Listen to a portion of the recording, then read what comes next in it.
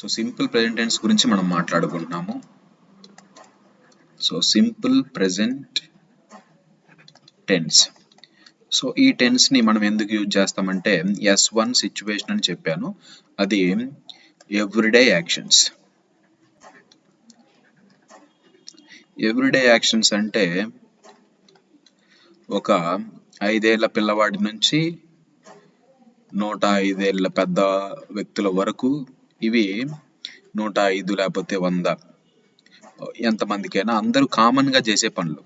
నిద్ర లేవటం, బ్రష్ చేయటం, ఫేస్ వాష్ చేసుకోవటం, ఇల్లు క్లీన్ చేయటం, కాలేజ్కి వెళ్ళటం, స్కూల్కి వెళ్ళటం, వర్క్కి వెళ్ళటం, ఇలాంటివన్నీ అందరికీ కామన్.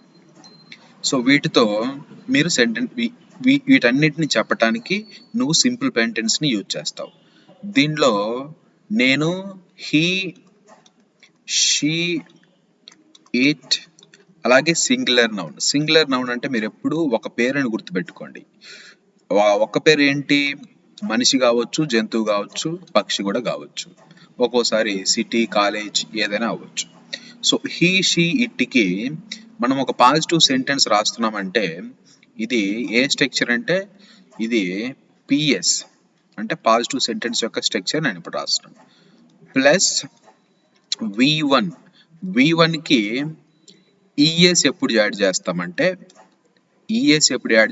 నేను చెప్పాను, ఒక లిస్ట్ ఇచ్చాను మీకు. ఏంటి? డబల్-S తో ఎండ్ అయిన వెర్బ్, CH తో ఎండ్ అయిన వెర్బ్, అలాగే SH తో ఎండ్ అయిన వెర్బ్, అలాగే X తో ఎండ్ అయిన వెర్బ్, అలాగే O తో ఎండ్ అయిన, అలాగే Z తో ఎండ్ అయిన ఓన్లీ పాజిటివ్ సెంటెన్స్ లో మనం ఏంటి వీటితో గనక ఎండ్ అయితే V1 కి S చేస్తానని చెప్పాను. దాని తర్వాత మనకేమొస్తుంది? మీరు కన్ఫ్యూజ్ అవ్వద్దు, చాలా క్లియర్ గానే ఉంది ఇక్కడ. ఏంటి? Plus object. ఇది పాజిటివ్ సెంటెన్స్ కి. మరి నెగిటివ్ కి ఎలాగా? ఇది పాజిటివ్ సెంటెన్స్ కి.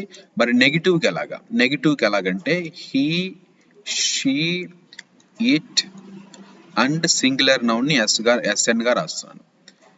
Plus does not plus V1. Does వస్తే V1 కి S గాని ES గాని చేర్చము, అది నోట్ గా రాసుకోండి. అందరూ మీ నోట్బుక్ లో నోట్ అని చెప్పి డస్ వస్తే V1 కి S గాని ES గాని చేర్చము అని తెలుగులోనే రాసుకోండి.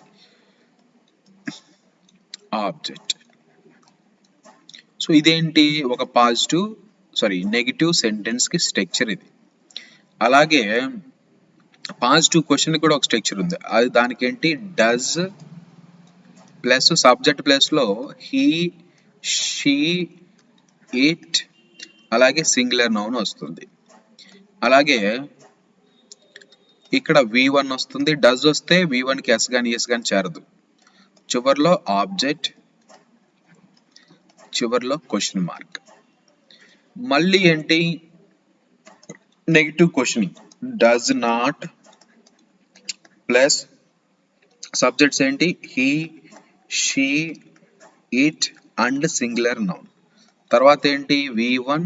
తర్వాత ఏంటి? Object, question mark. మీ అందరికీ ఇవి చాలా క్లియర్ గా రావాలి. మీరు కావాలంటే ప్రతిరోజు ఒక 50 సెంటెన్సెస్ రాయండి, 100 సెంటెన్సెస్ మీరు ఎక్కడ కనిపిస్తే అక్కడ. మీరు ఎలా ప్రాక్టీస్ చేస్తే మీకు ఎక్కువ గుర్తుంటాయంటే ఒక సర్కిల్ గీసుకోండి. ఫస్ట్ నీ గురించి మాట్లాడు, నువ్వు చేసే ప్రతిరోజు పని. తర్వాత మీ ఫ్యామిలీ, మీ పేరెంట్స్ గురించి మాట్లాడుకో. మీ నాన్నగారు చేసే పని, మీరు చేసే పని ప్రతిరోజు కంపల్సరిగా డిఫరెంట్ ఉంటాయి. మీ నాన్నగారు వ్యవసాయం అయితే వ్యవసాయం సంబంధించిన పనులు చేస్తూ ఉంటారు. నువ్వు కాలేజ్కి వస్తున్నావు కాబట్టి నువ్వు కాలేజ్కి చేస్తున్న పనులు చేస్తూ ఉంటావు.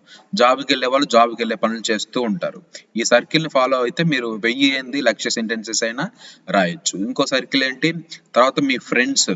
ఇంతవరకు చాలు, ఇంకా వెళ్ళొచ్చు ముందుకి. ఇంతవరకు మీరు ప్రతిరోజు మనసులో మాట్లాడుకోవాలి. ఒక 50 సెంటెన్సెస్ రాయాలి.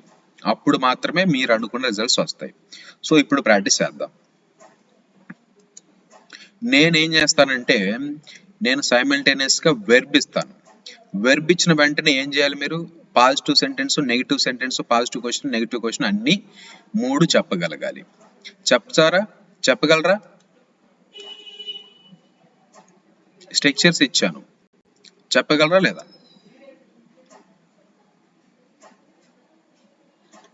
ఎవరు మాట్లాడరే? చెప్పగలము అంటే టచ్ ది పామ్ సింబల్, చెప్పలేము అంటే